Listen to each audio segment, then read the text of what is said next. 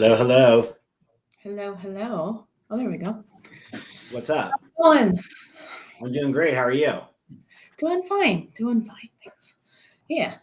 I'm excited about Shopify. Yeah, me too. It's I know it's going to be a lot, a big undertaking, but yeah, I'm excited to learn all about it. Um, it's not going to be too bad. Shopify makes it easy. So Okay. the goal shouldn't be that it's too bad. I mean, it's going to be a process because we want to, I would say it's an iterative process, continuing to make progress, working on it little by little, figuring out like what exactly we need. But I think we can make progress pretty quickly. Cool. What, any updates on talking with Debbie? With respect to anything in particular or just in general? The one goal we have. Getting those scripts done. Actually, yes. I was able to chat with Alan yesterday about some actual script edits. Okay. I'm meeting with Debbie later today. Yeah, yes, and then one of the things to talk about later today is to just clear clear some time in the calendar and go through it, have her read each section, and then what comes up for her anecdotally, and then I can put it in like in real time, even if it's just a note about like where we want something, a specific story that comes to mind. Yeah, so some headway there. I've definitely got some good feedback, but there's more to do. Okay. The reason I ask is mostly because I feel like we're getting into the weeds of once we have the website up, we want to start curating it around the offers and kind of like the brand idea. So having her somewhat involved in that is, I think, kind of Important. beneficial. Not saying that we can't do it, but like, I know this is like it's not exactly just like writing in a Word doc, let's just say, like when we're doing things and then having to like change it.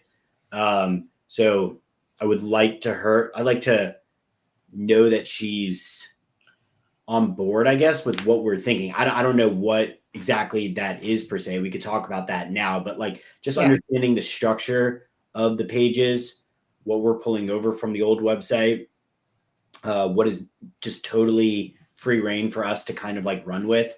I don't want to do this whole thing and then bring her in and then have her kind of suggest Wait. Yeah. some other structure or something like that, because then that just becomes like a annoying to do. And I think it's better for both of our sakes if she really likes the website. You know what I mean? Oh, for sure. For sure. It's important.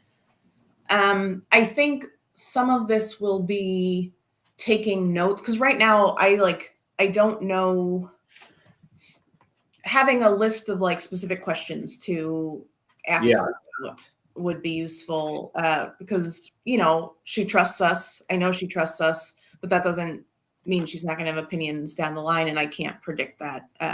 So short of having her on this call with us, I need to have a better understanding of Shopify so that I can go in with specific questions for her. Okay. Yeah. So, and we can do that. And I think together we can kind of come up with some examples of things that we like. I think that is fine. But let me I suspect we have free reign with things like layout. I know she mentioned the color schemes being similar to the roadmap. we have free reign with anything. I just want to make sure, to be honest, it's more about the offers that I'm like really concerned about. And then also the interaction, I guess, a little bit with what her current website is. Just so she's in alignment with how she's helping us pitch this with relation to what she's currently doing, and she's on board with that. Mostly I'm saying that not because I'm like concerned about like anything other than that was what she specifically was harping on the last time we spoke about, like how her current thing is being influenced with the new thing. And I don't want to shock her. We chatted earlier this week about how like a friendly reminder, and she knows this, that the goal is to wind up, not get new clients for that one-on-one coaching. Like the goal is to promote our new initiative to help companies hire and support talent on the spectrum. So that's what we want to focus on LinkedIn. That's what we want to focus on Shopify. I think we can maybe link the Shopify page to her current website, but it's certainly not featured in any way. So I guess what I'm trying to say is treat them separately, Shopify and the existing website. Does that? I know you're talking about the actual deliverables. Well, also, I mean, I also think that it's yeah, I mean, look, we can talk about this. So let's kind of back up. How can I help you with Shopify? Where are you at with like what your understanding of Shopify is, or where like maybe the gaps that maybe I could help think through, just like how could I be of most use today in your training of Shopify before we just do this? I think knowing what I need to come into this with, like I feel like I understand from a consumer how Shopify works, but I poked around on it a bit a while ago and was looking at some templates, and then they wanted money and I didn't feel like I was ready for that commitment yet. So I can't say that I have much knowledge of actually utilizing Shopify past it exists and it's a good idea. I buy into the fact that it's really useful. Right. But so we're really starting from square one. Okay. All right. So Shopify is an e-commerce platform, but it also allows for like content management. So like there's the e-commerce store part of it, the app ecosystem that I know that we've spoken about, but then there's also the content management side of things that I want to siphon those out, because like we're going to have to configure the store, right? With stuff that's part of this work. Like we have to make sure that the payment processor is set up that, as you get orders and it goes into someone's bank account, understanding like information about like tax, EIN, right? Like, because Shopify, it's a business we're setting up. So there's components of the configurations of the store that we need, like, the SKUs, the pricing, how they're, is it a one-time payment? Is it a subscription? All of that I call like the store. But what we want to focus on before we get to the store, we can do that kind of at the end, is the content management side of things. So that's like the front end website. So even when you say, well, we want to separate that out from Shopify, like the old stuff, if the store is going to be hosted on spectrumroadmap.com, then everything, her other stuff's going to go away unless we move that somewhere else. Oh, sorry. Okay, that's the point that I didn't understand. I didn't realize that. That's okay. So like you understand the e-commerce side of things. We've talked about that, but what I'm trying to like anchor in on is like you call it deliverables, but I'm even thinking about it a little bit more of like how do we work this in terms of like thinking through like what the structure is going to be for the front end website, because that's the content management side of things. Because I could kind of get that going and at least kind of play with it. Now you're right that Shopify also has an ecosystem that allows for like themes that you can pay for. So like, there's varying costs depending on kind of what we want. What I would maybe start with is, I'm just looking at themes.shopify.com. So these are obviously like the themes that I think you were here last time. This is kind of where we left off, where it was like, okay, this would be my goal is we want to start with something, because the beauty of Shopify is we're not going to like code from scratch. So what I would say is let's start with free. Right. But can I pause you for a second just to make sure I'm understanding this correctly? Yeah. Are we like the storefront is on Shopify's server, or do we need to like put it on our existing website for Debbie and delete everything that she has pertaining to the coaching one-on-one? All right. Fair question. So let's talk internet talk. Okay. Have you ever heard of a DNS? No. Domain name server. That is, so the way I like to think about this is think about like there's a parking garage, there's a parking spot, and then you have a car. You have to go into the parking garage to find a spot, and it's your car. So when you go to like GoDaddy, you have to buy a URL. You're like, I want to own something on the internet. I need a car. I need somewhere to source. So that's Spectrum Roadmap or SpectrumStrategies.com.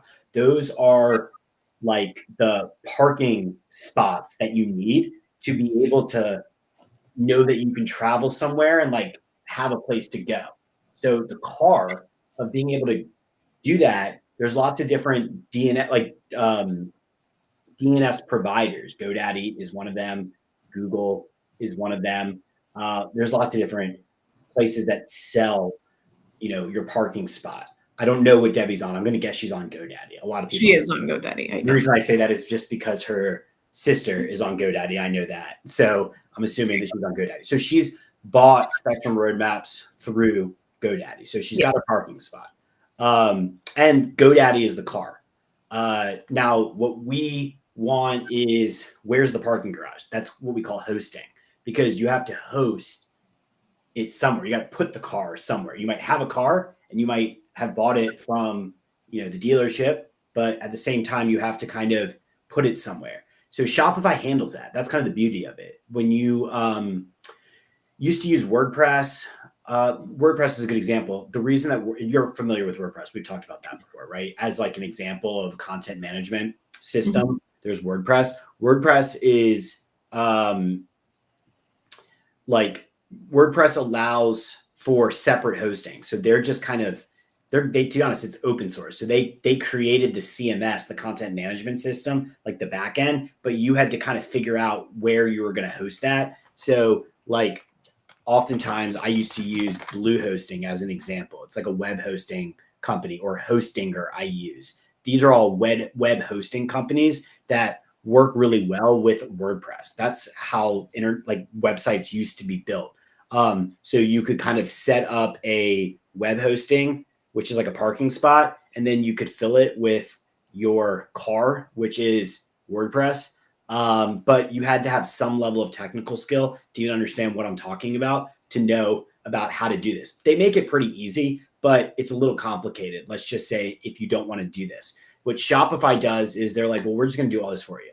Like Shopify is it all. You could buy things, like they're a dealership, they're they're the car, they're the dealership, and they're the parking garage. Now, she already has Spectrum Roadmap through GoDaddy. So that means that if you can think about this technically, is GoDaddy right now is hosting, I would imagine, her Spectrum Roadmap. So this is hosted probably under the hood in GoDaddy with a DNS that they own. And it's all connected with GoDaddy. So what we can do is set up a separate parking spot that is, to be honest, free, that you probably did in the beginning. Because Shopify actually, in the back end, I'm just going to show you a Shopify site. So this is the front end of this website, NeuroGuardPlus.com. This is the client that I have, NeuroGuard Plus. But if you go into the back end, you'll actually see that the store within Shopify is called store /C4570-5 ? So we just made something up because I built this. I just did it. And then Shopify lets you do that for free. That's kind of the beauty of Shopify, where they want you to build the storefront, and you don't even have to pay for Shopify until you are ready. But you can't build a business off of, even though technically it might work where you could send this to people, you can't send them a URL that is a whole string of random digits. You have to sync it with your DNS, like with your domain name that maybe you bought through Shopify or maybe you bought through GoDaddy. So like what that looks like is what you're looking at in the back end of Shopify now. Is it has like this is the back portal of Shopify. So you have like all your configurations of your store. So think about this as like if you're in a store, it's the back room that only employees are allowed to go Sure. into. You could see domains, and then domains are like you could. Well, right. So they're seeing neuroguardplus.com is what the public sees. Yeah, and then it says here C4, Redirect. 5, whatever is Sure. redirecting to NeuroGuard. So we Yeah. have a parking spot with the car that's posting to NeuroGuard Plus that the client bought from some other entity. To be honest, I think he's on GoDaddy too. Because the clients come to me and they're like, I bought this through GoDaddy because I don't know what I'm doing, because they have to buy that. So they want to own the domain name of their business. And then after I built the website, I gotta link that to make sure that this parking garage is pointed to the right place. So if somebody hits a browser, it gets redirected and it's all seamless. Does that, you follow this? So hold on a sec. So for NeuroGuard, what's the garage? What's the spot? What's the car? So the parking spot is neuroguardplus.com. Okay. Because we want to make sure that we're a host, we're hospitable for people to come to us in their car. Their car could be, you could travel to NeuroGuard Plus in many different ways. You can even think of it more like a parking garage. That's kind of the analogy. So it's like a parking. We are hosting a parking garage because we want all of our customers to drive to us, but they're all driving their own individual cars. Okay. So the customers are the cars. We want them to come to the parking spot, which would be, which needs to be sensical, not a bunch of strings of yeah, it has to be identifiable. Identifiable. Signs, you need like clarity. That's brand. But like, that's Spectrum Roadmap. That's your DNS. But so that's what we buy from GoDaddy, if you will. Let's just use that because that's the garage. Yeah. Yeah. So you can have, so the reason I kind of break that out is because there's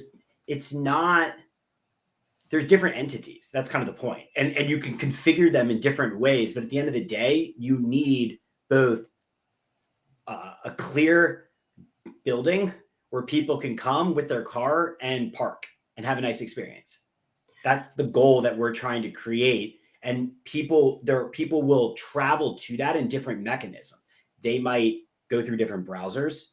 They might go through different. But it all should funnel them to the same spot. Yeah, and that's what's happening in this backend. So you configure it. So if you go to NeuroGuard, see it's managed by GoDaddy. So you see this backend is what Shopify does really well. So it's like you don't have to necessarily do this. It's just pointing things and the right code to make it seamless. So my point in explaining this to you is right now, all of this is on GoDaddy. The moment we turn it over, where we take Spectrum Roadmap and want them to direct to our Shopify site, this goes away. Okay.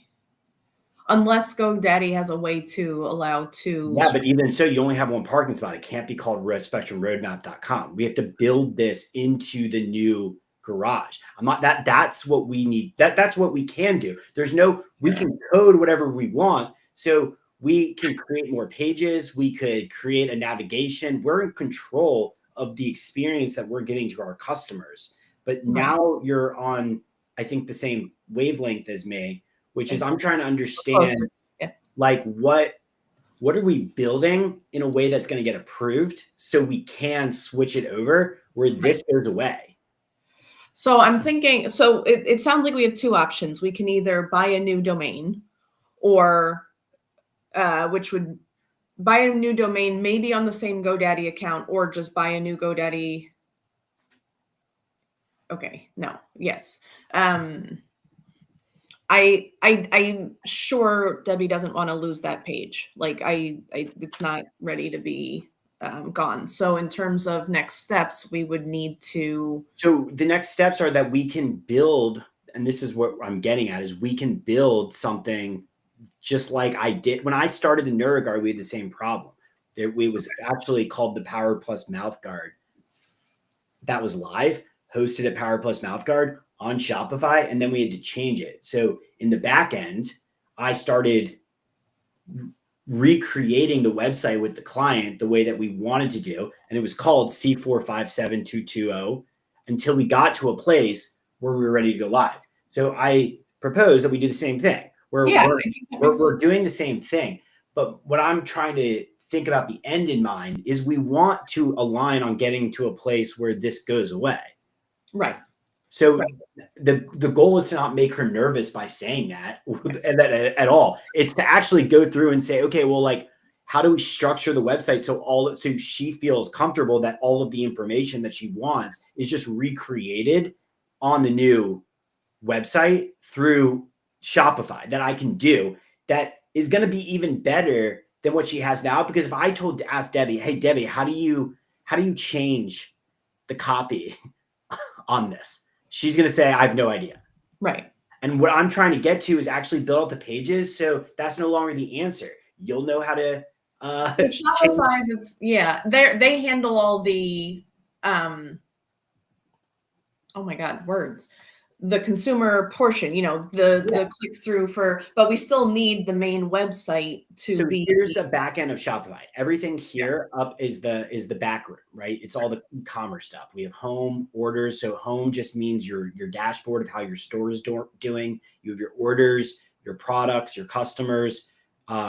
It also allows you to host content. So it's like if you need to like just upload files or reference it, you have like the ability to do that. It has your financial breakdown where you can kind of manage out this is what I was talking about, like where the money is going. Sure.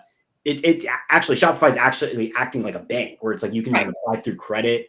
Analytics, they have marketing where you can do discounts. You can integrate for different campaigns. It's creating a portal. So this is all the back end. Now, what about the front end? The front end is the online store right here. So this is the themes, blog post, pages, navigation. This is what we don't need to worry about this. This comes pre-installed and we can kind of fine tune that as we go. What I want to do is this. So when you click customize, this is the CMS. This is now the front end website that we could kind of start configuring and previewing.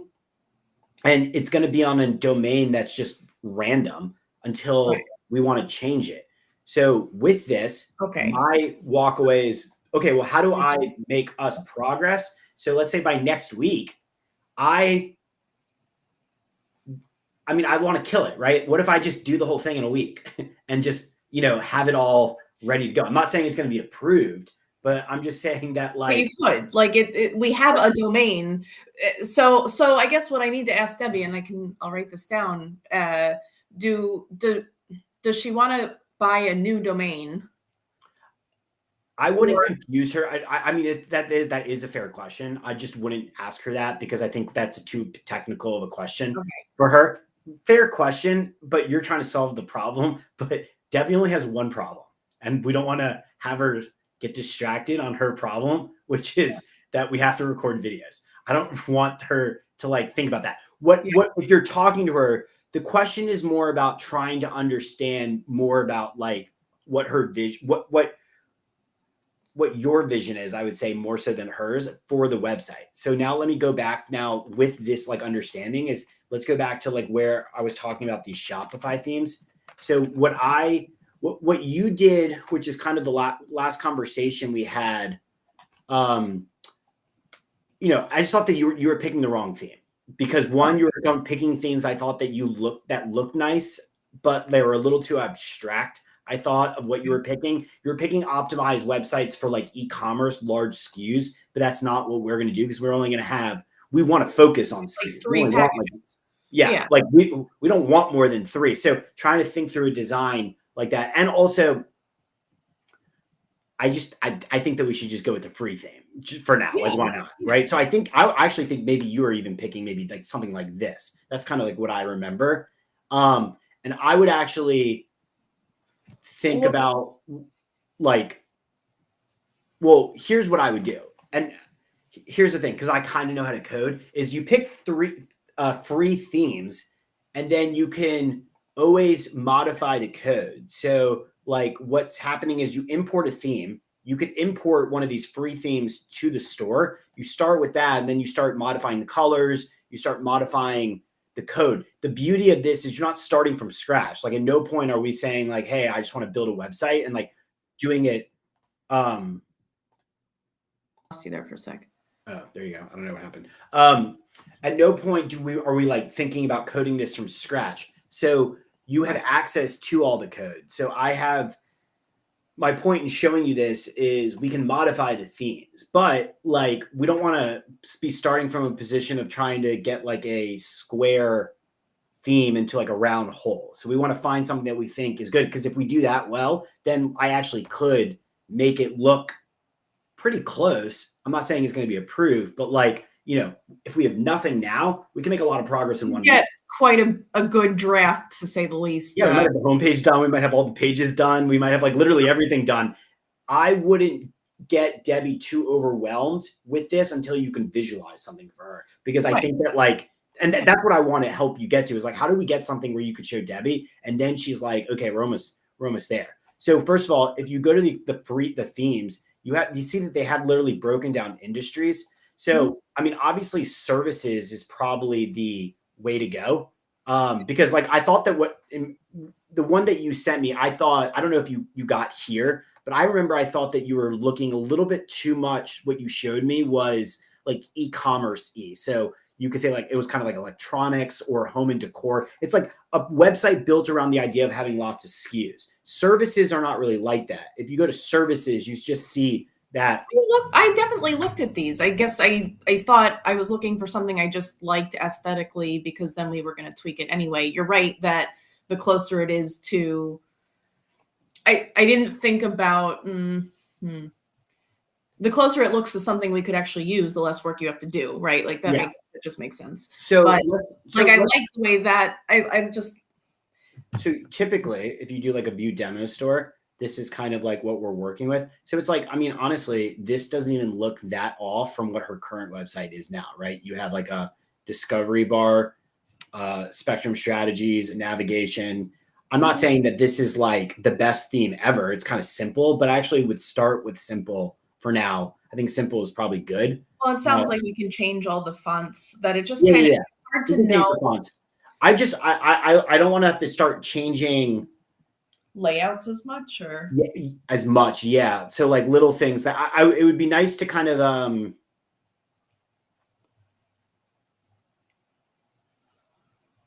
here, let's just look at a couple of them. So, I mean, this one, there's nothing really bad about this. So the product grid. But that's got a ton of products on it too. Yeah. I mean, but the way a website usually works is you have a homepage, you have a product collection page, and then you have a product page, and then you have like ancillary pages. So what we're looking at more is like, what are the templates for their about pages? Because those are the ones that we're going to design, right? That's like what Debbie's going to look at. The product pages for us are less important. Like, for example, we're only going to have 3 products. So like, this is theoretically fine. It's just stacked on top of one another. It's just going to be a landing page with 3. And depending on our design, we might even bypass this page directly and just like not need a collections page and go directly to what is the product page, which is this. Well, right? I really liked the way Sales Navigator did it. I was looking at their, there's a compare plans, and then there's 3 boxes of core, advanced, plus, and it just felt really similar to what we were trying to do. I don't know if Sales Navigator, I mean. But here's kind of like an example of that, right? So on this, right, you have 3 product pages. Okay. Like here. So it's like we already have basic design for what you just said, 1, 2, 3. So it's like we could use this. This is a big like macro image that is Explore that might take you to the core product. These types of things we'll have to play with, but I'm just trying to visualize like how I would think if you were like, I like this one, this is the way I would think about it, where it's like, okay, how do I grab the image from Debbie's Spectrum roadmap, kind of take her out of it, play with images that might be relevant, have a carousel, maybe even make these clickable into the product pages so people could land on it and get to the product like information, have the 3 offers laid out, have like one big core offer thing that would maybe take to the main one. So you're laying out the 3. I would even maybe lead with this one, promote your main product, and then, or like maybe this would be the like lead to the about page. So the Explorer would take to something like a page like this, where you have a lot of information. Meet Debbie, meet the context. We would maybe duplicate this to kind of talk about the trajectory, and it looks kind of nice. So it's like, you know, that's the way that I would think about how I'm taking something and start playing with it. What makes you like this one? Well, it was the first one I clicked on, so I'm not saying I liked it. Yes, I guess I'm trying to figure out what should be a reason, like what's the most work to have to redo to pick that template, so that like, because you know, like I would it's a fair question. I think before I read, I don't even want to say I like it, because I think we have to click through a few of them to like look at it, because I haven't done this exercise. But I will say that what's going through my head is not like what I like through the HTML. I'm always thinking about the user experience. So I want, so like our core, the reason I didn't like the theme that you originally picked was because our core customer is not a shopper. It's a buyer of information. So how we lay out a lot of information is more important than SKUs and products, because like those are different types of like, no one's going to come to our website and browse. They're going to come to our website and read and interact with it. Right. But I guess I just in my head, where else I was thinking, like, wouldn't we just delete all the other, like, we only have 3 SKUs? Like, I don't know if maybe I'm not fully understanding, like, do we have 3 SKUs? Or is that only for products? I mean, we're selling a product, a packaged product. Well, I think we basically have 2 SKUs. Did you say 3? I think we have 2 SKUs. Premium and regular. Yeah. Unless we also want to offer on ancillary one-on-one services, like customizable package, email us for, you know. Yeah. So, yeah. Well, either way, we're talking about 2 or 3. Right. We can get into the details there, but we both agree then that let's see the catalog, right? If we do, let's just, for purposes of this, let's not do free, but just to see the difference. If we both agree that this is too much, like this wouldn't work well, because one, the navigation is so intense. It's just too much. Yeah. It's too much. Like, yeah, like this is, no one's coming here to browse through our products, right? They might have it. I would have to change so much, I would imagine, because I don't like the amount of this. It's just not for us. Okay. Does that make sense? Yeah, I think I maybe was underestimating like this, how tricky it is to like delete sections, or, you know, like I don't know coding at all. We can delete, but okay, let's take this as a better example, right? You might say to me, I love this. It's clear on top. I do like that. Yeah, I do too. But what I would start saying is, one, like, this looks good, but I don't know what the equivalent of like a video would be for us, especially considering that almost a year in, I can't get one video. This scares me for me saying, you know, marketing video. So it's like, so then it's like, okay, well, we don't need to use video. We could use a static image. But then I would say, oh, but it looks so good with the video. So if I'm going to pick this, I don't want to change that, because this theme is like designed around this awesome promo video. That's like, you know, slow motion, that's high res. I don't know how we would get that. So what I liked about the other one is it invited people to scroll a little bit more, which is, we want them to get to the product offers and not like this aesthetic product. That's what it is. It's like, this is a high solution product that then brings it down. Now, let's say it was so easy for us to get an awesome product like this, then, you know, I'm not saying that this is bad, but you also see that the HTML on this, I could tell it based off of the fact that his shop, collections, presets is, I think, a little too much for what we offer, right? Even though it's beautiful, right? Like, it has different presets that you can have within. But can't we just make that like a one-click, like not a drop-down? We can, like the other one. Yeah. So you start seeing that I'm like, okay, but like the other one had simplicity, and this has elegance. I'm not saying I like compared to from the first one to this one. I actually like this more, but that Does one it worked fit for our use harder? cases a lot better than starting to just take something and pull it out. Because this is the beauty of the theme. Like it's so nice. You see it, and then look at the collection page. It's optimized around the idea that you have different filters. Like again, it's not necessary But for that's too much for us. yeah, That's it's way just too much. yeah.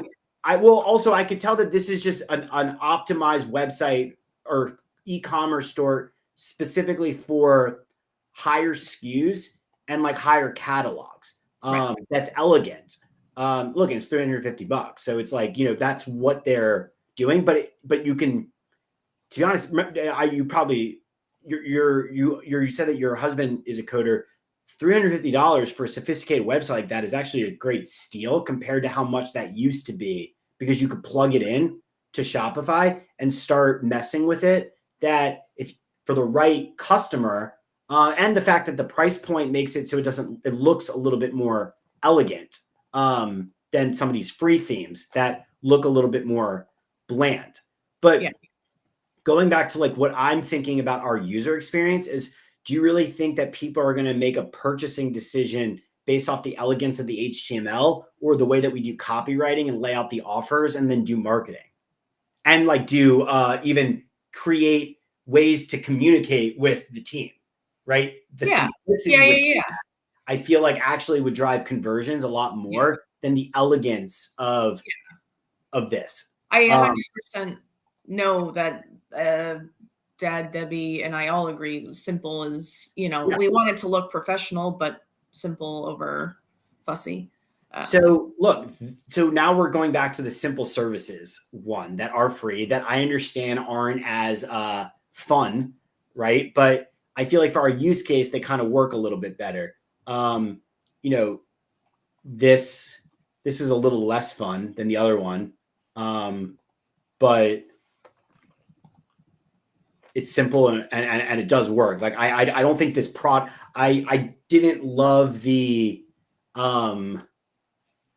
homepage. I like the homepage of the other one a little bit more. I just thought it was a little bit more elegant and we had more ability to make it styled better with images because it had some moving stuff. Mm-hmm. This is a little static. Not saying that that's bad. The product pages, though, are pretty nice. I could see us making good product pages because I do envision having a really good product page. Like, meaning, like, let's say that this had like self-service option. It had I don't know if we need a quantity field because it's like a one-time purchase, but like we could remove that, had add to cart. You have like maybe different images of the of it. You also has room for a video.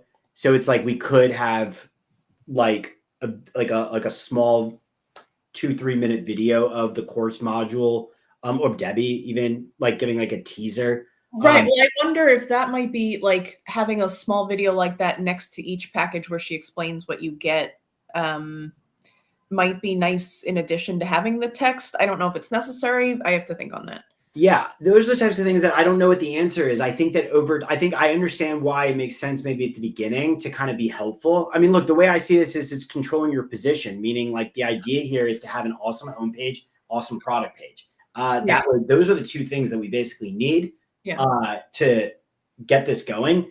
And then I'm guessing going back to this, Debbie's going to want some other pages to take over on it, like I told you last time, where maybe it doesn't live here, but it lives like here, right? Because I could create a different navigation. So it's like I could create an individual group coaching, put it here, but it's not up here. So Debbie has to go down or tell somebody to go to the footer. What about if we keep it as like the last one on the top and like interested in one-on-one coaching, and then that just goes to a separate page that has all of this current information on it?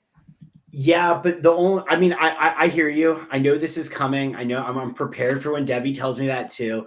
what I'm going to try to push back on is that I feel like the goal here is to optimize around conversions, and we want to get as much sales as possible.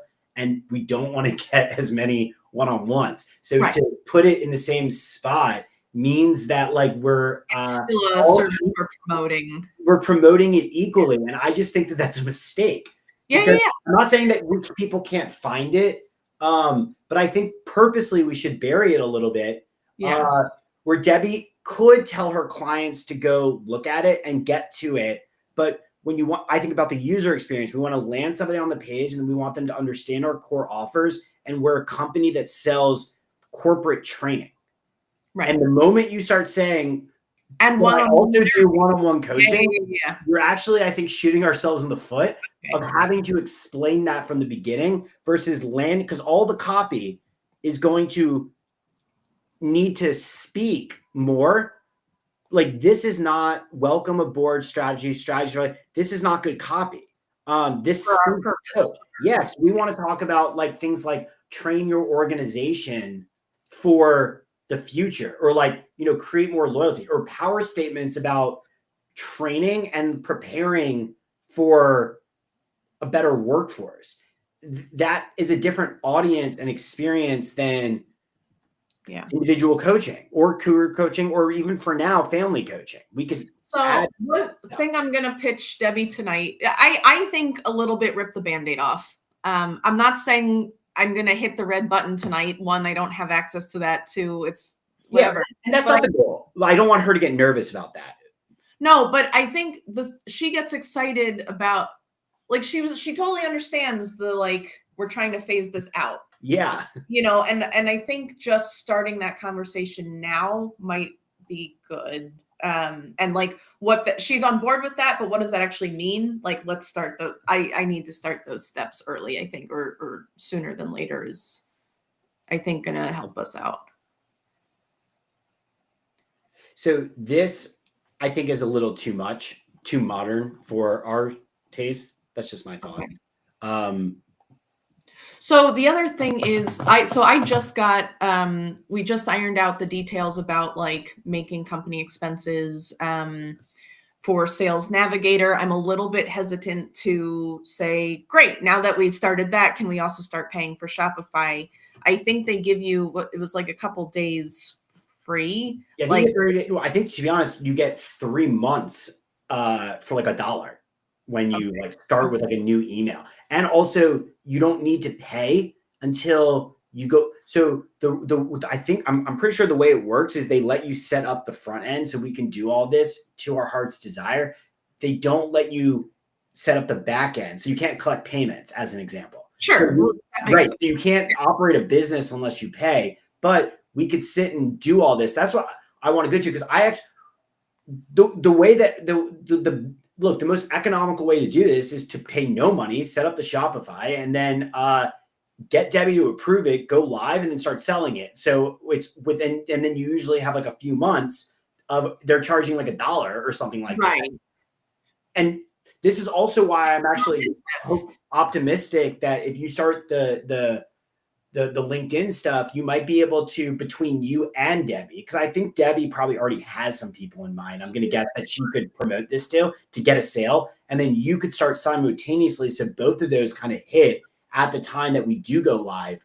But the reality is, what I'm trying to show you here is that I actually believe that we could get live with this pretty quickly. Her website is not very complicated. So my ability to configure the product pages and the homepage and like throw some of this stuff into the footer so it's there technically is, I think I could do this in like a week. I'm not saying it's going to like be approved or something, but if we suddenly came at you and said, surprise, the videos are done, like, what can you do?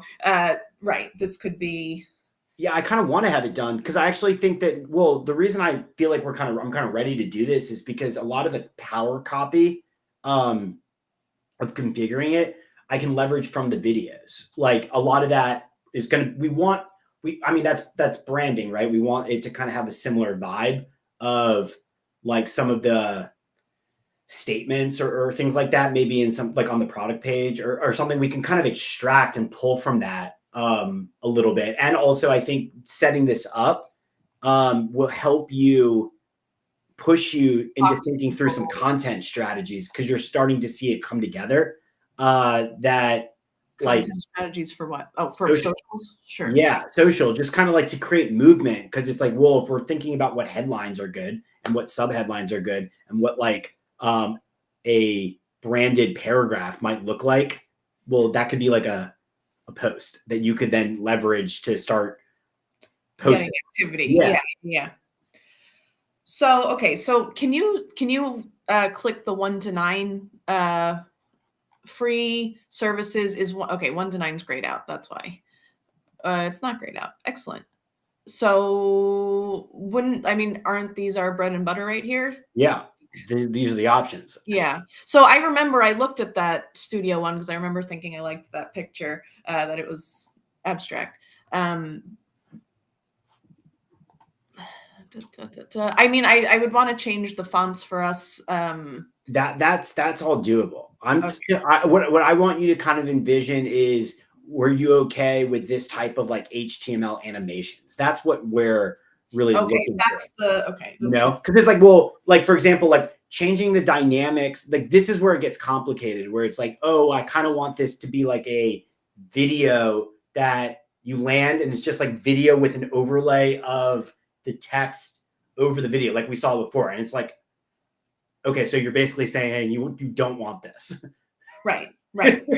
You're like, okay, so you want me to change all this into something else. So it's like, we got to just recode the whole thing at that point. It's kind of interesting because visuals are not going to be our strong suit. I think we need them to keep the page engaging, but a picture of Debbie on the About Me section, maybe makes sense. But in terms of, I'm trying to think through what would be if we wanted a picture like where this is, what would that look like for us? Given that I don't want to do like a cartoon handshake. Yeah, remember I showed you this website I did once. I mean, we could do something like this. That's the one you kind of liked at the beginning. This isn't far off from like what we just showed, but like the idea being it's statements that kind of give a vibe of what she does. So what she does is presentation coaching. So she's going to go in and do group coaching to corporate about public speaking.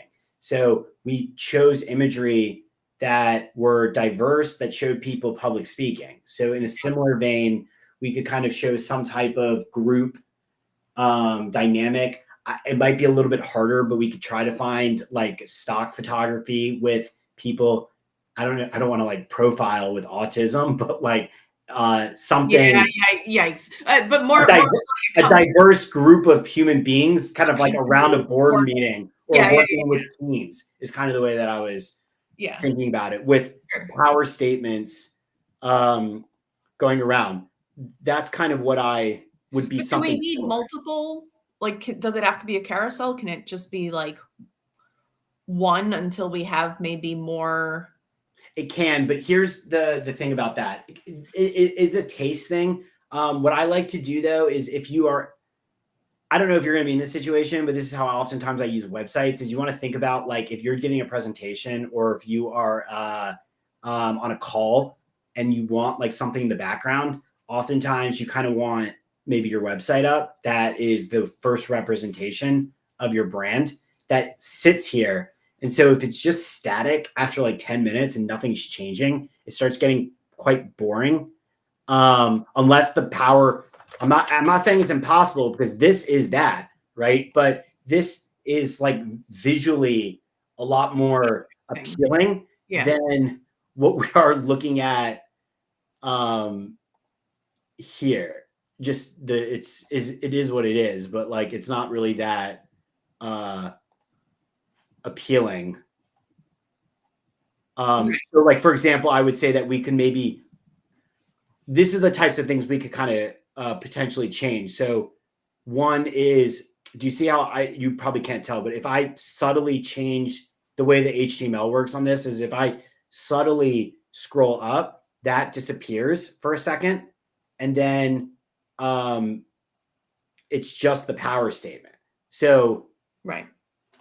that is, so for example, if you know that, like, what's this experience like in relation to this experience, spectrum strategies, your offers, and then a power statement, and then maybe one image. Now that might be something that we could work with where we don't need carousels. Yes, we could change that type of stuff. Or you could say, I kind of want to get rid of that and I just want the image to be bigger. We could do that.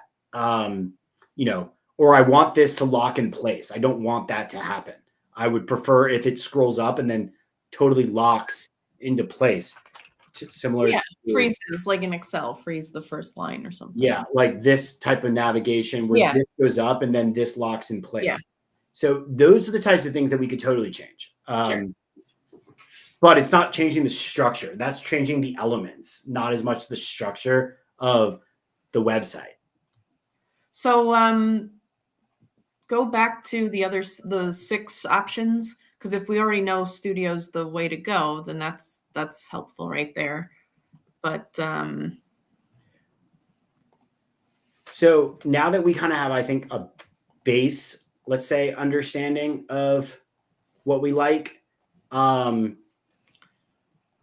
I would say is now let's throw in some paid into the mix, and you'll be able to kind of see some other ideas of things that you might like for inspiration. Sure. Maybe a little bit more modern. These still kind of feel to me like very product specific. Yeah. I'm just going to go to Envato. I've used this before. This is now another place where it's like a marketplace for Shopify themes. So let's do Shopify themes, services,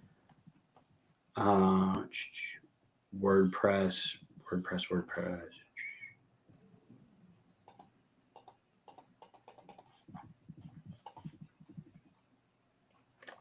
Actually,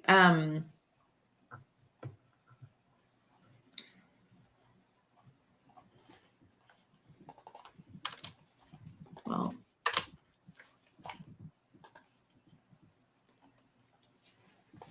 I don't know how much Debbie pays. She pays a group to manage her current web page. Yeah, I know. That's a total waste of money. Right. And so if we can cut that out. I thought does she still pay for that? Didn't we talk about that a long time ago? We did talk about that a lot. Didn't I tell her to stop paying for that? Yes. I think some of this is a reminder, like, you're safe, let's go, we've got you kind of thing. Yeah, I understand. It's well, the reason that people do those management fees is because they're not on software like Shopify that's user friendly. So it's like they need to kind of understand the hosting, and you can mess it up, and like I couldn't do that. Yet. Yeah, you can, but like you just don't want your help and with and a lot of practice and time, sure. But like right now I couldn't. Sure. I would go with some of these free Shopify themes. I would get it up. I would focus more on, in my opinion, the copywriting, the structure, the product pages, the videos, and then just get that out. And then what I think is always going to happen is you're going to, as you get customers and focus, you're going to start wanting to add more things to the website. Oh, I want to add social channels. I want to add this section that explain. I mean, that's what I do now on my website, where I'm working with people and like we have these like configurable sections. I just added one because we're starting a group on LinkedIn. And so it's like, hey, we got to add this section into the website. So we're consistently building it out, but I use Shopify too. It's just like the homepage can get longer and longer as long as you're kind of thinking through the story of what you want to say. You might want to say, hey, I get all questions all the time. Let's add an FAQ that wasn't in those designs, right? But like those are things that it's like, well, to be honest, like you probably should have an FAQ. You probably don't need an FAQ to go live with. But thinking about how to incorporate an FAQ into the homepage, into the product pages that lay out what that process is, that's the iterative style of it. You then, once we go live, you might say, hey, I want like a pop-up that collects email addresses. So if I drive people there, right? Like, so, okay, like that's another layer on. These are the types of things that I feel like, one, it's iterative. That's why I started with this, where it's like, I don't want to push you to think through all these user flows and FAQs because you're getting too into the weeds. Right. What I want you to do is to help me. Well, if we're wondering what Debbie likes, this is what she likes. I mean, this is what she's using. So something color aesthetically, I'm fine, but right. What she likes is not what's going to get conversions. Right. So that's the next step, and the milestone that we're trying to get to is to take this website down, and switch it. Could we? Let's say we thanked the people who are managing this currently for their time very much.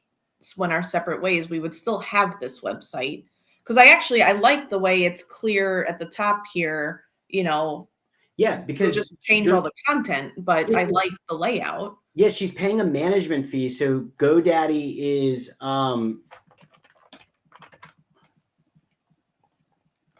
it's through let me see if sometimes it has, I don't know if I'm going to be able to log into this because it sometimes throws passwords, but I have do you know Debbie's sister? Mm-hmm. Oh, Andrea, yeah, just so I can visualize. Okay, perfect. I manage this for Andrea because she was doing the same thing, and I was like, you don't need to do this. So awesome. You see it suspended. So this is what I'm trying to show you. So I see WordPress. Yeah. Now, okay, so now we're in the world of before the Shopify looked a lot cleaner, just point and click. You get nice themes. It's they have the store. It's dummy proof. Now we're in the world of what it used to be, where you got to go into GoDaddy, and this is where you bought the hosting, and then they have these words, and you're I don't really understand what that means. I need to pay somebody else to do this for me because I can't really figure this out myself. So now you're going in, and this is where the management portal is. To be honest, this is essentially a very similar thing to what I showed you in Shopify. Let's go back to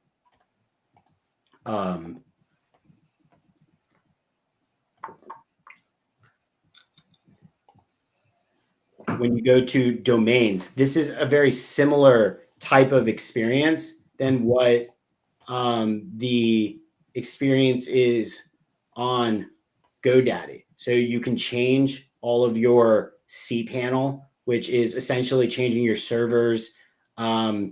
It's doing all of this. You can manage email addresses. It's just complicated. So you can add websites.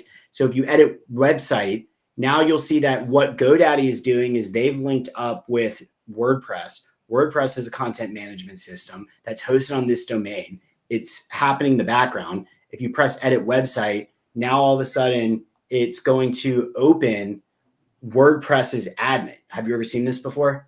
No. Okay, this is what WordPress is.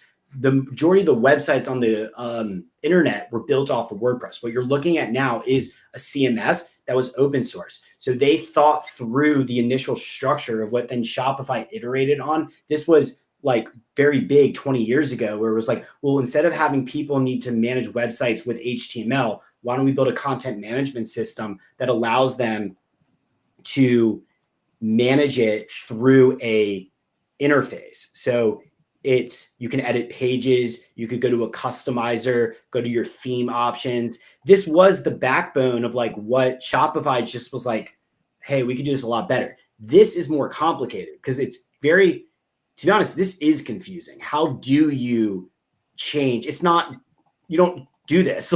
What you click into it, I was showing on Shopify, it doesn't work. So you got to really understand a little bit more about what you're doing. Every theme is a slightly different.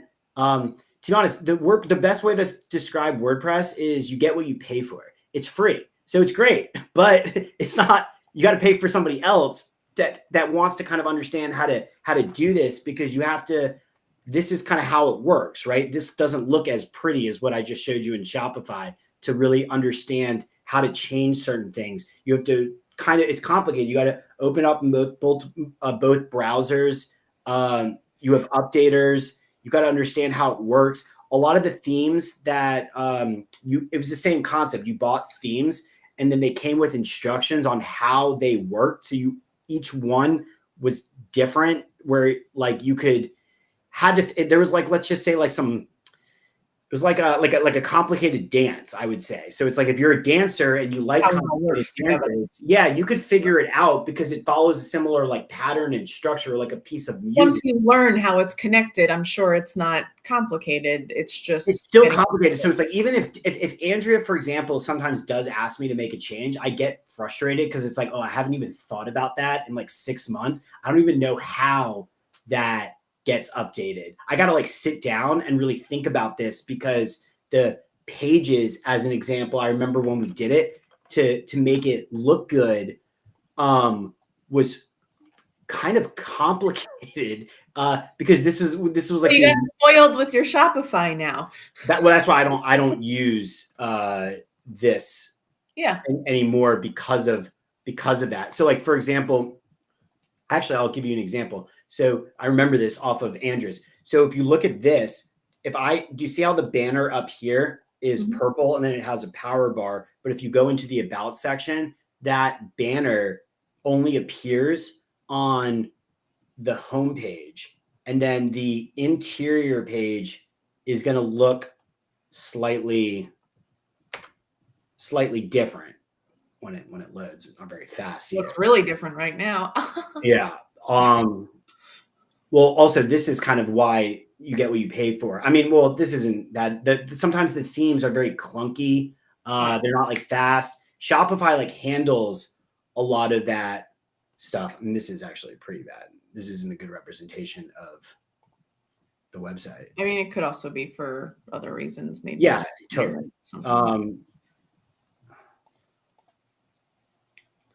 Or, you know, they heard us and they were like, oh yeah, that's what you think, we're not going to work for you. That's possible. Now on to our conspiracy theory segment of the video. Okay, so do you see how this has a different header? Yes. Okay, so if Andrea, for example, wants to update this image, let's just say, or what she has done in the past is wanting to like add a banner like this on this page, I have to like sit and think about like, okay, because it's not point and click. You can't.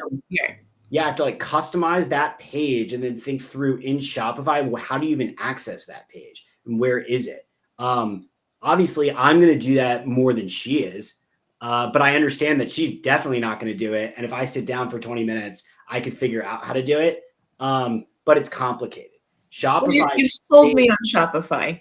I'm not going to go to WordPress. But my point is that the reason I'm showing you this is how I'm pretty confident that Debbie's account's currently managed. Like it's in GoDaddy off of a cPanel, pulling up a WordPress. So even if she stops paying them, as long as she's paying GoDaddy, we could get into it. Keeps the okay. But then we have to use their. But we want to use Spectrum Roadmap. So eventually, at a certain point, this would become a random thing like this, which you could still access it. But if you switch the parking spot and point the GoDaddy domain's servers to Shopify to direct the traffic to go there, then this is accessible, but not easily, unless you kind of get into it a little bit. So is that going to be a problem for us? No, because what I want to do is to get to a place where we're all comfortable with it going down, because we've dissected it and put it in the new website in a certain capacity. So at least we have the pages. So everything you like is like stripped. That's what I want to get to. Like it's going to be like we're not going to use these images. We could save it as an example, and we're probably not going to use the copy. We might use some of this copy.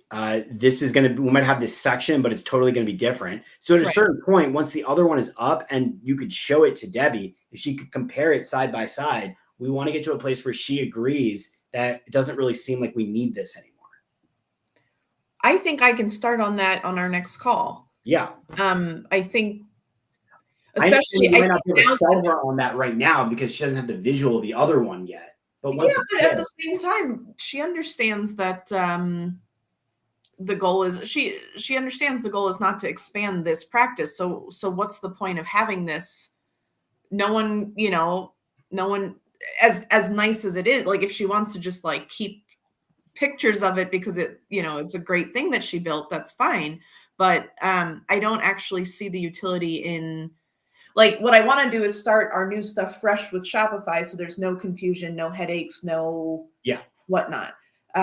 So I think if we can just say, all right, you and I are making great progress. So what that means is screenshot your favorite parts of this because this is going down, or being taken down. I think we can get there. yeah, and we could always get access. Like that's why I would assume that she's paying a management service for the flexibility of changing something if she needs it, and based off the fact that she doesn't need it, Right. and they're not GoDaddy. It's there. It's just Debbie can't get access to it. I could get access to it, but the truth is, I don't even really want it because I could just pull it from the front end, and I want it to go away. Right. Well, and I think I know she still pays them to write blog posts and Yeah, that's a win. well, and she's editing it and giving feedback. So if we can take that, I think selling it as this is one less thing on your plate now. Yeah, because she's so busy, she's got so much it's going on that total waste. can say enough. I think that would be really appreciated. I hope that would be really appreciated. Absolute waste. Sorry, yes. How do you really feel? I told her that that was an absolute waste.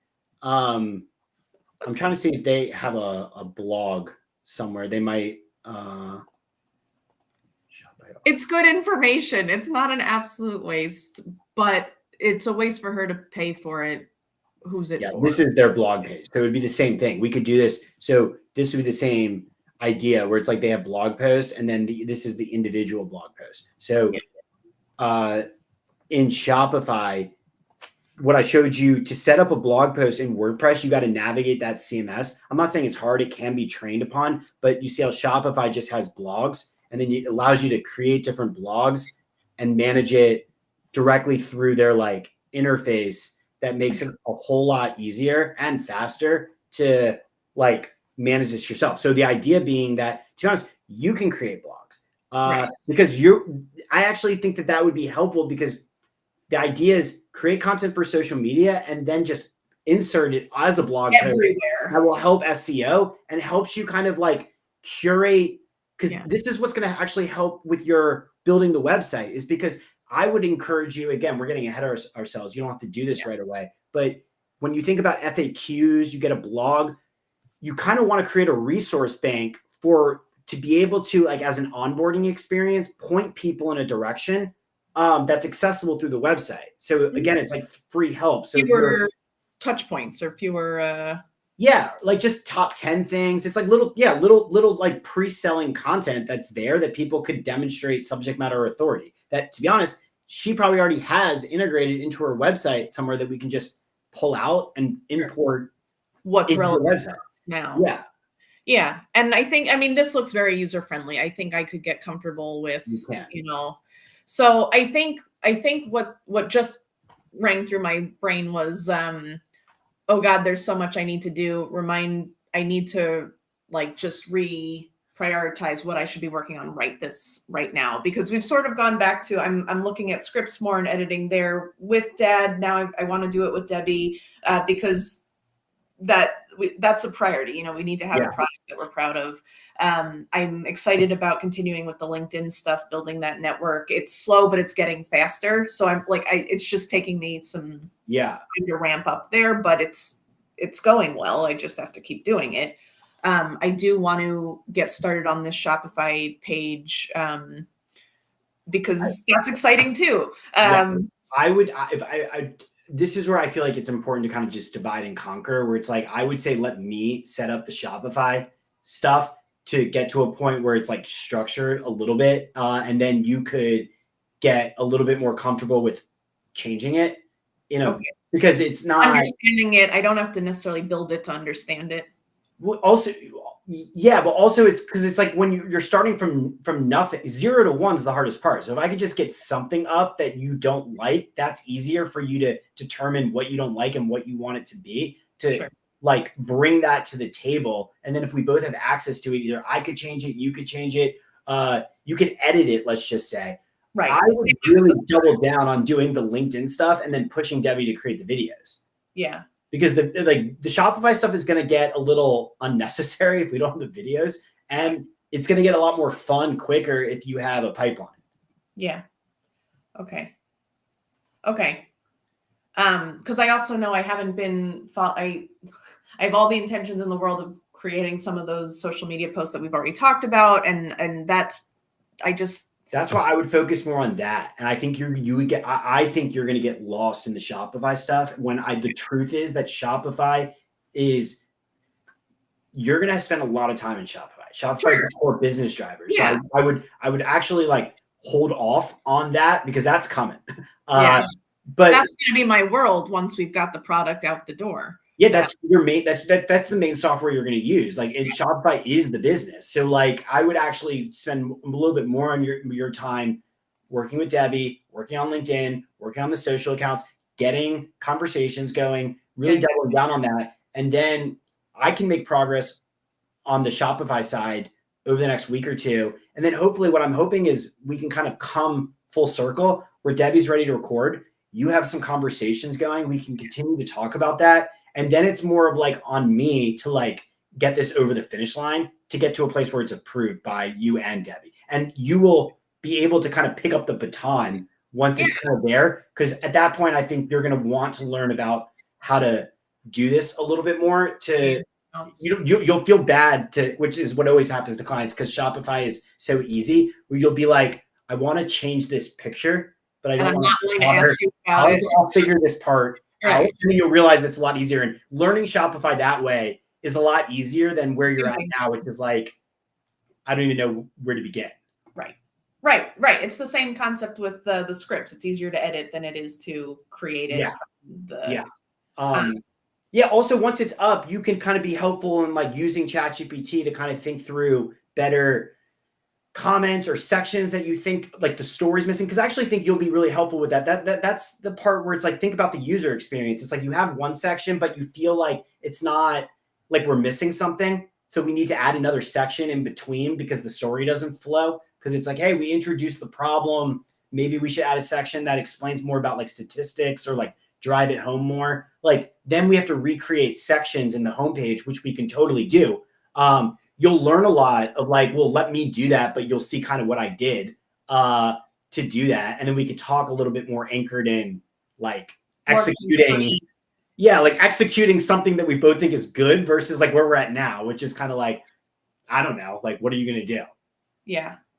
That is just, there are too many possibilities to get stuck. Yeah, we got to hone in on like, no, like we have this and we just think it would be better if we had this section. What are we going to do? Do I need to understand coding? Sorry, let me rephrase that. I do not need to understand coding. Well, it's better if I can, but if I don't, I can still successfully manage a Shopify page. Oh, absolutely. Absolutely.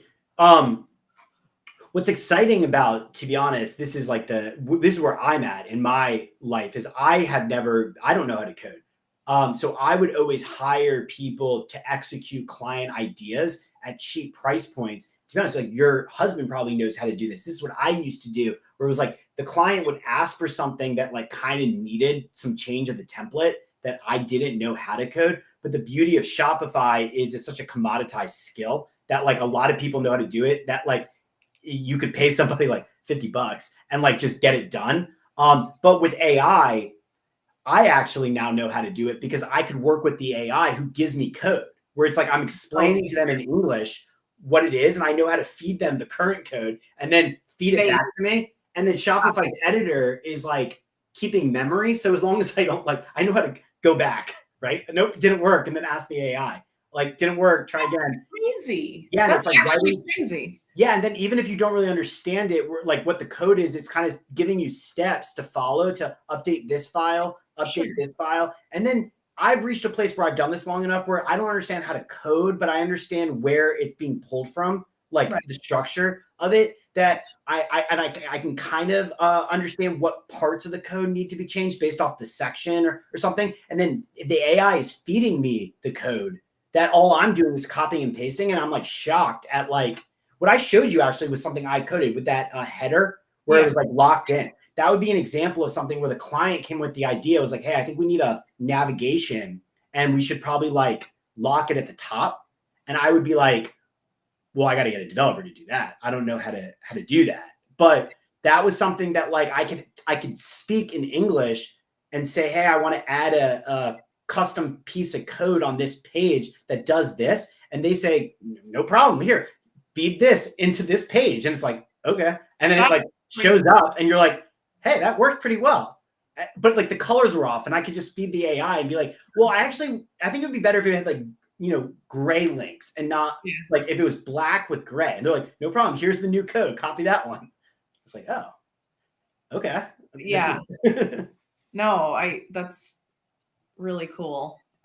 Sometimes it gets a little bit more complicated because of like JavaScript. So like what I just described to you is like HTML and CSS, which is more front end code. But when you're starting to like talk to back end data, the AI can do it. But that's when, if it's a real business, I would probably, that's like when, like for example, I'll give you an example. It's like, what if you, let's say it reached a level of scale and you were like, hey, it would be really great that every single time a customer makes a purchase, we're like doing X, Y, and Z with the data. It would help me manage this a lot quicker because I have to do certain things and I need it to, I want that person to like be updated in this database to trigger a lot of these like workflows. Yes, like the AI might not, the AI can't do that automatically, but like I could work with you or your husband could do it to like understand how to talk systems to do it with it. Right. So it's like, if you want to update, because we're kind of talking down about like nuances that optimize your workflow, because you're doing a lot of copying and pasting of, like, for example, if somebody gives you a group of 30 people that's post-purchase, and then you have to do something to trigger different data on different lists for whatever reason, that's like what you decided you needed. Like the administrators get this, the other people get this, and that's like what you decided was the best execution of fulfillment. Sure. We might need to do a little bit of custom coding to optimize that. That's where now you kind of need to get human beings involved to kind of execute to your specificity. But chances are they'd probably be using AI to just kind of like do it quicker. Okay. That's that's just crazy. I always think about what jobs are going to be replaced as AI gets better and better. Sorry, I don't always think about that, but thinking about that, I guess I didn't see them coming for software. But here's my big philosophy on this: is I actually think it's the wrong, so I don't think it's going to replace jobs. It's what's going to happen is this is actually, I think, problematic for America, is there's going to be such a divide between people's skill sets on like a massive level that's never happened before throughout human history, where one person could do the job of 10 people because they have the structure that they know how to do it. So like, for example, I don't know how to code. I would never have thought I would have been able to code. I'm like 40 years old.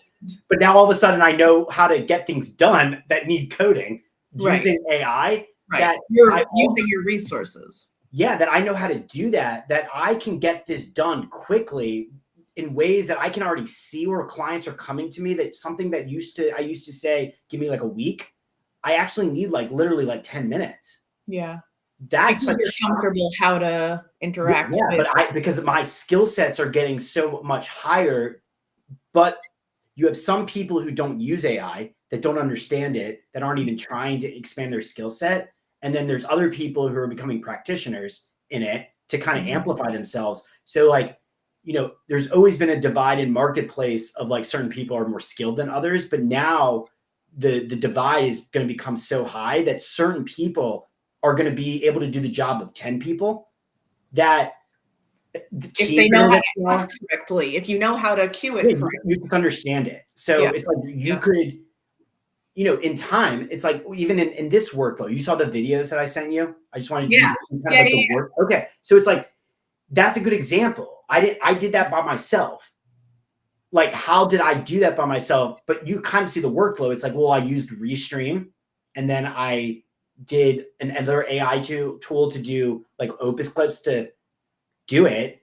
And I'm using like Canva to do some outros. It was actually really easy and kind of like comically easy to create an output like that. But that used to take designers, editors, like filming production. Sure. Yeah, whole team. And now all of a sudden, it just was a quantifiable software as a service number for me to create a lot of output. And there's a creative taste associated with it because I'm picking the clips. You know, there's still work associated with, but like one Right. person becomes the job of 7 people. But suddenly you can do so much more. Yeah. Interesting stuff. It's really I mean, and I'm grateful that we're working on this together because before I started working with Spectrum Strategies and on this project, I didn't know any of this. I hadn't used AI. I mean, I think I had created an image once, you know, like I just so it's just it's broadening my horizons and Yeah. it's great. Yeah, that's the way I would leave you with this is think about it more as workflow management and Okay. not like task execution. Because Okay. like the image creation or like copyright or even like the way Debbie, because I actually think a lot of people think of it this way, where they're like Debbie was like, oh, I don't want AI to write my scripts. And it's like, I get that. Neither do I. And I don't want like a designer to like just plop something in to give me image. But Right. I do want the designer to amplify. I want to find a designer who can stand out in the market by using AI tools in their workflow to iterate to make it better. Like Work smarter. yeah, because Yeah. it's amplifying people's natural capabilities. So Right. you want to think about how to use AI to do copywriting, to do video editing. I'm not saying that it's because it's only getting better and Right. it's already quite impressive to get to a point where you can get noticed. But you got to figure out how it makes sense for you to maintain the brand integrity and the creative. Yeah. Well, and plenty of the stuff I put in, plenty of what came out of my use with the scripts was wrong, but that could be a mix of my input. I don't want to say user error, but user functionality. You know, asking for maybe I wasn't asking the right, but also like I still need to. It's not like AI wrote our scripts. You know, like I'm still reading everything. I'm still tweaking. I'm like we've talked about this in the past. It's not like great, I'm just feeding something from the AI monster to the public and saying, pay me for it. And that's the difference between workflow management and task-based. So people think that it's task-based, it's coming for jobs. And I actually don't think that that's true at all. I actually think that what's happening is there's certain people who are leaning in to increasing themselves because all it is a tool and understanding how to do it. And those people are going to become very successful profit-wise because all of a sudden they could do what 10 people used to do. And then you have certain people who are just going to get left behind thinking about like things that aren't really accurate descriptions. Being inefficient or being just or against it for like the for no reason other than like, you know, they just want to be against it. I mean, fear is a real thing. Throughout knowing why you're afraid and if it's real is also a thing. Through every single time throughout history that there has been a change in technology, there's come along with fear. But every single time, it's always that fear has never really come to fruition because it's usually created more opportunity than it's taken away. Same thing when TV came and they thought all the radio jobs, the whole industry was based off radio. And then when the internet came along, you see now it's like killing TV and they're like, oh my God, what about all those jobs? Like throughout it's always been, it creates a lot new industries that you couldn't think about. Think about like what you're doing with Shopify and Course, like you're creating a business around informational products and training that wasn't possible before this. It wasn't possible. And now with AI, thinking about workflow is like, oh, well, you know, you could like scale with not that many people on social media if you have the right infrastructure in place to create content that's thoughtful with Debbie. You don't need a lot of people. You can do this. You can make a lot of money and then kind of create jobs. That wasn't possible before. And I feel like there's so many examples of that, the way I see it with AI, with software, with informational products, with service-based businesses on such a global level, that I feel like there's going to be a boom time for people who take advantage of it. But the problem is that a lot of people are going to be left behind that are just not even thinking about it. And then it's going to happen so quickly where how are you going to get a job compared to one person who literally can do 10 things because they have all, they don't even understand how they're doing it, but their output is so high. Right. Ugh. Yep. Well, I'm hoping next week I'm going to start slowly posting those clips from my account. I'm just letting you know. Yeah. The way that I'm kind of thinking about branding is I'm doing a big marketing push for my company separately, but that's more on like my company pages. And I'm going to start posting from my LinkedIn account with this stuff to try to get like the way I'm thinking about it. You even saw is like, you're not like the main character just right now, at least in those like clips where it's more like I'm helping you. The ones I just watched.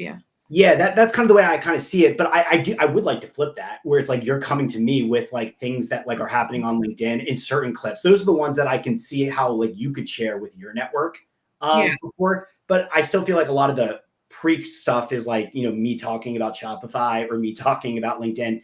I'm trying to like promote the story of Spectrum Strategies to my network of us building it in public. And then also just the fact that like a lot of this stuff is applicable to a lot of different people. And I hope that you can, over the next few weeks, even bring things to the meeting that are you showing progress on like your own workflow. Because I actually think that I could then clip those. Even if I don't necessarily use it, I can give those clips to you. Yeah. Well, one of the things we could do is one of these on, oh my God, I have it saved. But video editing, just playing around with that. I did actually, Debbie and I have started recording sometimes our calls are on the phone, sometimes they're over Zoom. It's easy enough for us to record our Zoom meetings. If there's anything from that would be good content. Good quality. You got to help her. I would imagine. I got to see how it is, but like I would actually, if she's willing to get on Zooms and you can record it, that's fine. But make sure she's good lighting. Make sure she has a mic. Those little things matter a lot for the output of the video, especially if you're trying to make her look good. Right. She's not thinking about it. If she's just at a laptop with her, like it is what it is. You got to think. To be honest, video production is all about mics and lighting. Maybe we, I can't do it today, but maybe we do that in another video of ours. Because I think, you know, we're both on board with using that as potential content, similarly to how we're doing. But I just want to do it the best way I can. Rather than posting some grainy, poorly lit. I mean, I don't have one of those. Yeah, but I can tell I don't know what your setup is, but your level. You know, some people, they have like a laptop and they're like looking down at the screen. Right. I just have a desk that goes up and down. Okay, but you're like eye level, and whatever room you're in, you have like a solid background with like an aesthetic. So I'm just my nose, my painted nose. I don't know if that's intentional or not, but you're thinking about how to do this. I think it might come a little natural to you. Whereas I don't know if Debbie is even like considering that what would happen is if you start editing, because the quality goes down when you start processing all this stuff. So if you're starting at shitty quality, it's not going to get better. Yeah, it's not going to get better. It's only going to go down for the output. So you want to try to get her to think through what's the filming angle, what's the lighting, and then also mic goes a long way. If you could just have like a little mic to plug in that's capturing the audio, and depending on what room she's in, sometimes it sounds terrible. Yeah. Okay. I will think through all these. Just because if we're doing it anyway, we might as well record it in case there's something good there. Absolutely. I'm all about that. I think that can help a lot with it. You could then think through how to hack it, because you could ask her good questions and get her out of her own way to just get good answers. And then find what I wanted to show you is, you see, we might film for an hour and a half, but it's like I'm trying to find like 90 seconds. Right. You just want to find something that there's like an energy associated with what we're talking about to take the clip that then you can talk on top of it. That's what I'm going to do. I'm going to like write something that says, hey, I do this all the time, but like I'm excited to kind of build this company more in public, like blah, blah, blah. And then try to create audience around hopefully people seeing that. And then I want to eventually just go live on LinkedIn. So we can kind of hopefully between posting clips and then going live on LinkedIn, people could kind of follow us as we progress. You don't have to do that. But if you think about how to bring certain things to the meeting, I could find the clips where maybe you're the star of. And if it's a good thing, like I can post it, but then I can even just feed that back to you and you can until post I can create my own more comfortably, at least. Exactly. Or if you need it anyway, I'd love to just take it, but that's yeah, exactly. But you could think through how to. I'm not trying to like. I want to do this every week, so I'm not trying to like overdo it with clips. I'm looking for like 2 or 3, but I get a lot, so you can find ones that might make more sense for your own story if you're sharing something. I appreciate you. I'm following Pursue Networking on YouTube, but I do appreciate you sharing them with me, just so I'm not surprised by it. I don't know. Well, I'm only really going to start posting our stuff on LinkedIn for right now. Okay.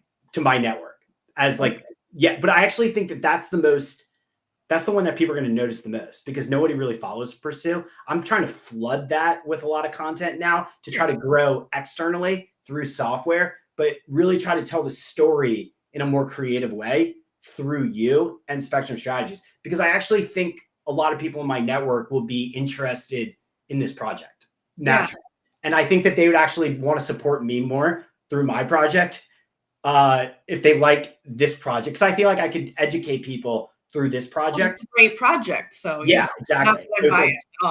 Yeah. I can inspire people hopefully also to get into LinkedIn. That's why I would love for you to help hack it to say, hey, look, like I'm talking with people on LinkedIn. Like this is working. Anything that is helping me, I am happy to scream it from the mountaintops that like we're using this, we're really happy with it, you know, careful for these pitfalls, or there are no pitfalls, but so cool. Well, yeah, if you open conversations, I think there's gonna be a lot to talk about how do you transition those conversations. Okay. Like, what do you say? Yeah, I've been playing around a lot with like different kinds of cold, warm, open messages. Yeah. So I can either start sending you some things, anything that's interesting, I'll send your way and then we can talk about it. Awesome.